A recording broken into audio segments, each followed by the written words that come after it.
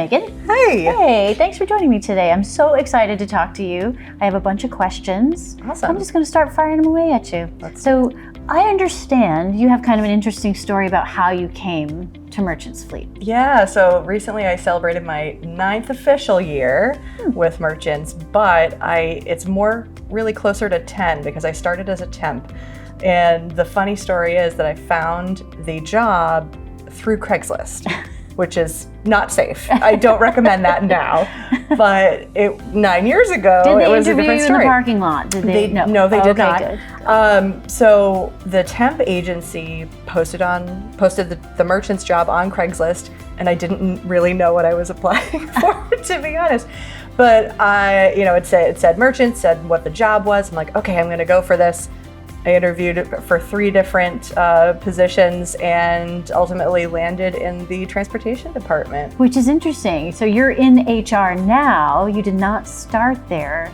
When you read about the transportation department job, what attracted you to that? Initially, it was a different departure from what I was used to. I was working in the nonprofit sector and wanted a bit of a break, so it was kind of nice to come over, do something different, learn a different field.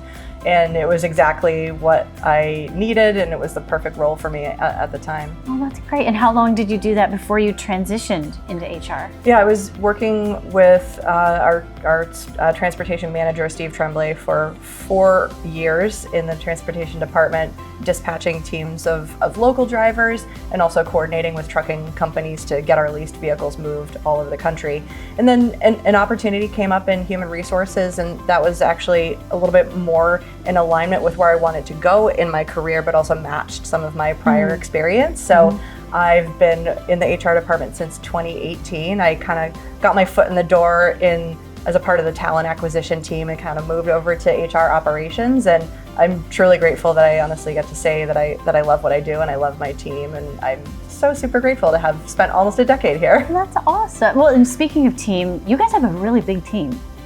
So you do a lot over there. Tell me about some of the functions that HR covers. Yeah, we have a team of 14 people right now, which is pretty evenly matched with the number of employees.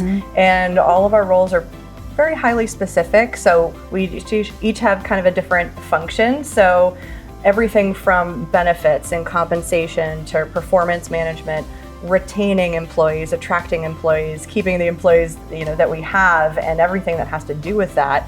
There's also regulatory and legal compliance, and then also the fun stuff, which is kind of what I get to do. You do a lot of the fun stuff. You bring a lot of the fun.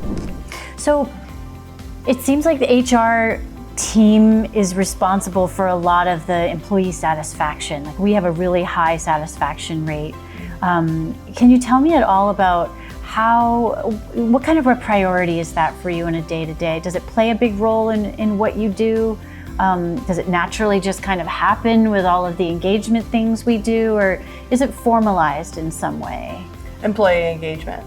It's satisfaction, employee satisfaction. I think that a lot of it relates to employee engagement and kind of the retaining employees that I was talking about. It is a big focus of ours, that being engagement and satisfaction. And I kind of use those synonymously, to be honest. I think because we're so well staffed and we have support from Brendan and the leadership team, we kind of have the right resources in the right places to be able to follow those leads. And when we're surveying our people and getting that data and information back, we're getting, it's helping us know where to go next. So it definitely is. So you're really something. always listening, always kind of gauging how people are feeling. Yeah, we try. We put out 2 formal surveys per year, and then we do so many other activities, including with our amazing marketing team, and there's so much going on that we do often get both formal and informal feedback to help us plan for future events. But we're always looking to innovate and do things differently, and so that really kind of helps our strategy. As our employee experience specialist, which is a new title, totally new to the company too, if I'm not wrong. You're the first person that people meet when they join the team here. What's that like? And it's a kind of a big burden, I would imagine, right? Yeah, I honestly really love it. Aside from the recruiting team and the talent acquisition team that are bringing those people on board, and the hiring managers, of course, on day one, I am the first person that they're really interacting with for a long period of time, and it's super important to me that they have a positive experience, that everyone who comes on board has a consistent positive experience. And I honestly love being a big part of that, and I can control that little part of the morning, wherever they're coming from, whatever's happening in their personal life, whatever they do after they get out, I can control what happens in that room and make it as positive and fun as possible. And that's probably one of my favorite aspects of my job. Oh, I bet. So is the HR team working on anything kind of new and innovative that you can share? So we are always trying to innovate and think of benefits, think of how we can improve the experience for our employees, like the satisfaction, engagement, and things like that. So throughout the year, we often do little offsites or retreats or kind of exercises or longer working sessions to see where we can improve in those areas. And we use some of those innovative thinking techniques. How can we approach this process or program or service a little bit differently? And we're doing research, and some of it is dependent on legal updates and compliance and things like that. But one of the takeaways that came out of those sessions from last year was merchants ultimately picking up 90% on average of medical premiums for employees. And so that came out of that exercise. And so we are always looking to do that. We've done it again this year. So we'll see what we come up with on deck for next year. But we're pretty technology focused and kind of improving our programs and systems this year. That's awesome.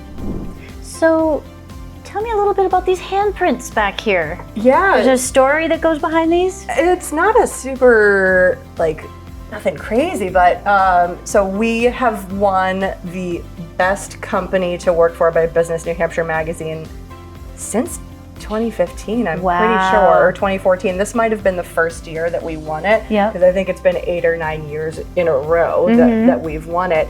And so we thought it would be fun if we got, some employees in a room, stick everyone's hands in paint, and put them on this plexi. And for a long time, it was over at the other location. But it's such a fun statement, piece. Yeah, it's very symbolic too, right? Because it takes all the hands on deck, doesn't it? Yeah, absolutely. Yeah. It's all about teamwork and collaboration. That's awesome. And finally, what's your favorite part of working at Merchants Fleet? Hands down, the people, for sure. There's been a lot of growth and a lot of change, but one thing that never changes is the attitude of the people that work here. There's really something special that you can't name, and it's very hard to find that little spark anywhere else. So yeah, the people for sure. That's awesome, because you guys do a great job of that, because you somehow manage to find all the best people. And it really makes for a wonderful, wonderful landscape here. So thanks for that. We're people. And that's a wrap.